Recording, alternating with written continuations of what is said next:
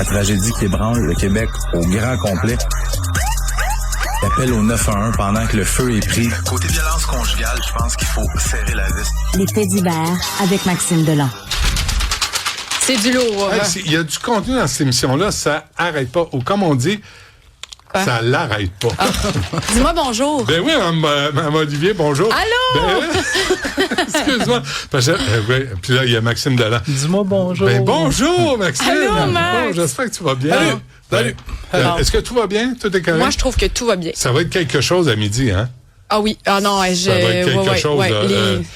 J'ai pas dit où ça se passait, mais dans une école secondaire, des fight clubs organisés par les plus vieux de secondaire 4-5, avec les jeunes de secondaire 1-2, là. Ça, c'est absolument dégueulasse. Puis les jeunes, c'est 4-5. Si t'aimes le fight club, vas-y le battre, toi, le smart. Vas-y le baveux. Tu sais, mes enfants sont pas encore d'âge secondaire, mais je sais pas comment je réagirais si mon petit pit, à un moment donné, revient puis on l'oblige à se battre. Le secondaire 1? On l'oblige à se battre. Ben oui. Tu sais qu'il en mange une bonne, ou qu'il en mangerait pas une bonne, parce que... Non, mais le principe est absolument dégueulasse. Puis là, t'as les mouches à marde qui filment.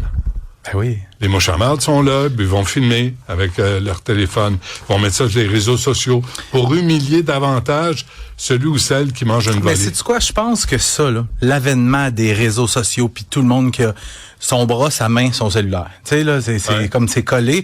Je pense que l'avènement des réseaux sociaux a fait en sorte que c'est comme pire. C'est pas pire, en fait. Je pense qu'avant, ça se passait, c'est juste que c'était pas diffusé nulle part. Ça restait... Bah, t'étais là, tu l'as vu, puis ça c'est un événement limité. Là, c'est un événement qui circule puis qui perdure jamais dans le temps. C'est exact. ça le problème. Un homme de Lévis arrêté, pourquoi? Dans une enquête en matière de terrorisme, c'est une nouvelle de dernière heure et c'est aussi une nouvelle qui fait peur. La Gendarmerie royale du Canada qui vient d'annoncer l'arrestation ce matin d'un homme de 40 ans de Lévis parce qu'on disait avoir des motif raisonnable de craindre qu'il commette un acte terroriste. Le monsieur, il s'appelle Mohamed Ali Ben Chawa, a été arrêté à la suite d'une enquête en matière de sécurité nationale amorcée il y a un peu plus d'1 an.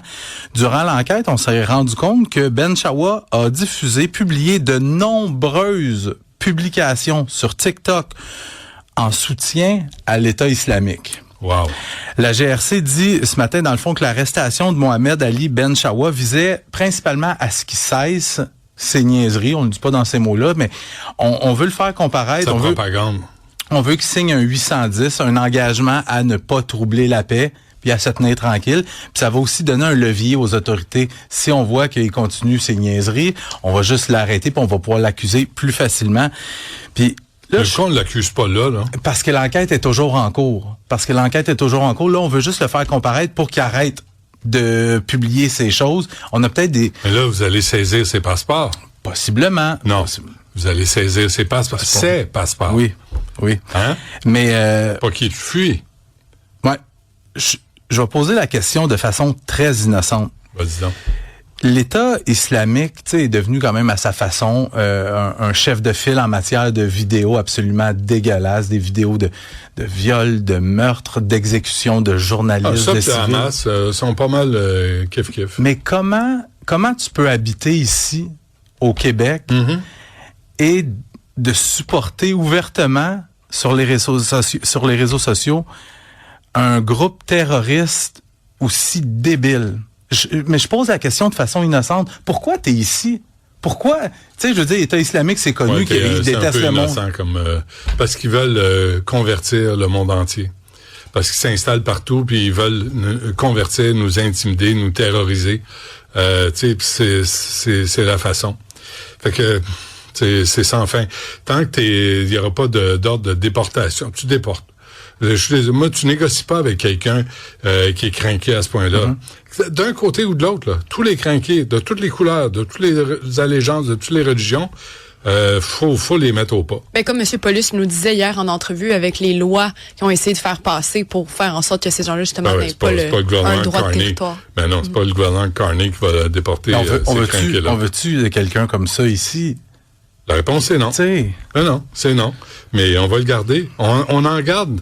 Il y en a qui étaient... Les exemples que tu nous donnes, Semaine après semaine après semaine, où les juges disent, ben là, je veux pas vous donner une sentence trop lourde parce que ça va amener comme conséquence l'obligation de l'expulsion du pays. Fait que, fuck la victime. C'est un peu ça qu'ils disent. Ouais.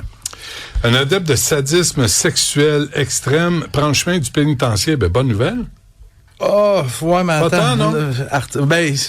Oui, mais non. J'essaie de voir le beau côté des choses. C'était un article de mon collègue Pierre-Paul Biron dans le journal ce matin, puis je t'avoue que c'est sans doute la pire histoire de déviance sexuelle de l'année. Puis aux gens qui nous écoutent, au pire, baissez le son de la radio si... Vous revenez dans 2 minutes. Ouais. Le juge vient de condamner le pédophile Richard Labonté à une sentence de 6 ans d'emprisonnement pour avoir eu dans son ordinateur 300 000 fichiers de pornographie juvénile et infantile montrant des scènes qui ont été qualifiées de sadisme sexuel extrême. Un jour, Benoît, il va falloir que quelqu'un m'explique comment tu peux retirer de l'excitation à la vue de bébés naissants hurlant de douleur pendant qu'ils se font agresser sexuellement, de voir des enfants être agressés sexuellement tout en étant frappés et brûlés. Comment tu peux être excité en voyant des vidéos de bébés morts en train de se faire agresser? Richard Labonté avait tout ça dans son ordinateur et plus encore. Labonté a été arrêté en 2023 grâce à la présence d'esprit d'un de ses amis parce que Richard Labonté avait demandé à un de ses chums, tu pourrais-tu me mettre de la musique sur mon disque dur externe?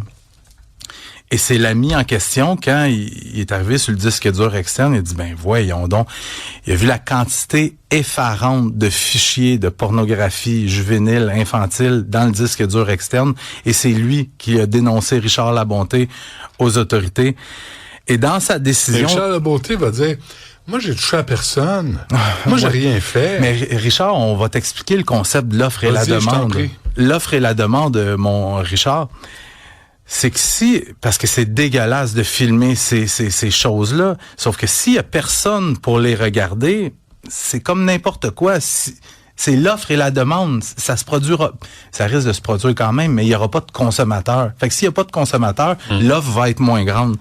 Dans sa décision de le condamner à 6 ans d'emprisonnement, le juge Hubert Couture a dit que si Richard Labonté n'avait pas plaidé coupable et que s'il n'avait pas déjà entamé des thérapies pour faciliter sa réhabilitation, il l'aurait possiblement condamné à la peine maximale, soit 10 ans.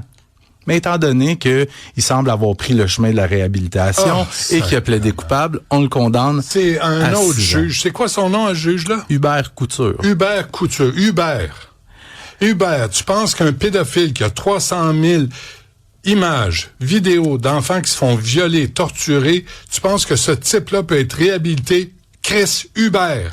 D'où il sort Hubert? C'est qu'il y a eu une évaluation pré-sententielle qui démontre que Richard Labonté... Mais ça, tu sais pourquoi on a pu le filmer comme ça à sa sortie du palais de justice? C'est que les agents correctionnels, hier, étaient en moyen de pression, en grève là, d'une journée. Et là, on n'a pas eu le choix de le sortir par la grande porte. C'est dommage. C'est une bonne les images. Richard Labonté présenterait un faible risque de récidive selon l'évaluation pré-sententielle. 300 000. Je sais. Hostie, 300 000. Il en veut combien, Hubert, de photos pour penser que ce gars-là est dangereux pour les enfants? 300 000. Ça a pas de sens. Puis tu sais, le juge le dit. Pas pire. Il aurait pu lui donner 10 ans, mais on va y en donner 6. Parce qu'il est en réhabilitation, puis il se fait faire des massages de pieds. Mais tu sais quoi? Notre système de justice au Canada, au Québec, est basé sur la réhabilitation. Mais pas les pédophiles. Arrêtez d'y croire, c'est faux, c'est pas vrai. Pédophile, tu peux pas le réhabiliter. Je sais. Arrêtez, mets ça en dedans, mets-le en cellule, avec du K-Wipe, du sable dedans. Faites-le disparaître. Les enfants sont plus précieux que des tordus comme ça. À un moment donné, tu peux pas aller plus bas là, que des abus sur des bébés morts. Puis aussi, tu sais, dans tout ce dossier-là, faut pas oublier les policiers. Ah ouais. Les policiers qui ont eu à... Tu sais, je suis certain qu'ils sont pas passés au travers des 300 000 fichiers, mais qui en ont regardé assurément des milliers. Qui doivent être en thérapie. Là. Mais ils ont du soutien psychologique. Mais ce soutien-là, c'est une forme de thérapie. Puis t'en as besoin parce qu'il y a juste des tordus comme ça. Puis là, le juge est là, puis il dit, on va peut-être le réhabiliter. on va lui donner une chance. Hein, on va le garder 300 000. Ça, c'est 300 000 au moins victimes. C'est extraordinaire. Des bébés, est-ce que des bébés naissants. Voyons. Des bébés naissants qui hurlent de douleur. Comment? Mon Dieu, là. Ouais. OK. Accusé d'avoir drogué une femme pour l'agresser. Un autre. Un autre champion du monde qui pense que le meilleur moyen de coucher avec une fille, c'est en mettant de la drogue dans son verre d'alcool. Écoute, la police... Il y en a quelques-uns comme ça, hein? Il y en a, oui. Il y en a plusieurs. La police de Laval qui vient d'annoncer l'arrestation de ce gars-là, il s'appelle Nikou Edward Christa. Il a 38 ans, selon ce que l'enquête policière a permis d'établir. Lui, il sort dans un bar de Laval le 25 avril, rencontre une femme à l'intérieur, parle, jase, décide de lui offrir un verre dans lequel il a mis de la drogue pour qu'elle perde la carte, qu'elle perde complètement ses moyens. Une fois qu'elle a bu le verre, il la ramène chez lui où il l'agresse sexuellement. Nikou Edward Christa a été arrêté, accusé d'agression sexuelle, de séquestration et d'avoir administré une substance délétère. La police de Laval qui n'a pas voulu donner davantage d'informations au sujet du crime, sauf que on dit avoir des bonnes raisons de croire, en raison du modus operandi, que Monsieur Christa aurait fait davantage de victimes. Fait que s'il y a des femmes qui sont tombées sous le joug de cet homme-là, on les invite personnage à faire le 911. Combien de temps il va être en dedans, lui? Là, il demeure détenu jusqu'à son enquête sur remise en liberté qui doit avoir lieu demain. Pourquoi le remettre en liberté? Ben, c'est son enquête sur remise en liberté. Je présume que la couronne va s'opposer, qu'on va demander à ce qu'il demeure détenu. Mais là, ça va être un jour et demi. Mais je pourrais te le dire la semaine prochaine. Fais donc ça avant que je parte en vacances. Tu sais, j'aurais l'esprit tranquille. Je sais pas ce qui se passe ces jours-ci. Benoît, j'aurais pu te faire une chronique de 45 minutes sur toutes sortes de crimes sexuels qui sont produits, qui se sont réglés dans les dernières heures. Là, j'essaie de varier un peu, mais tabarnak. Ouais. C'est pas facile, hein? Sérieusement. Pas tout le temps. Ben, pas facile, là.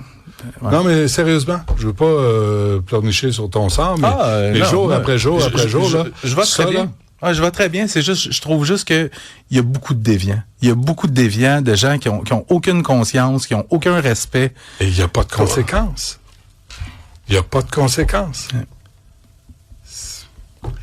Hey, à demain. Salut.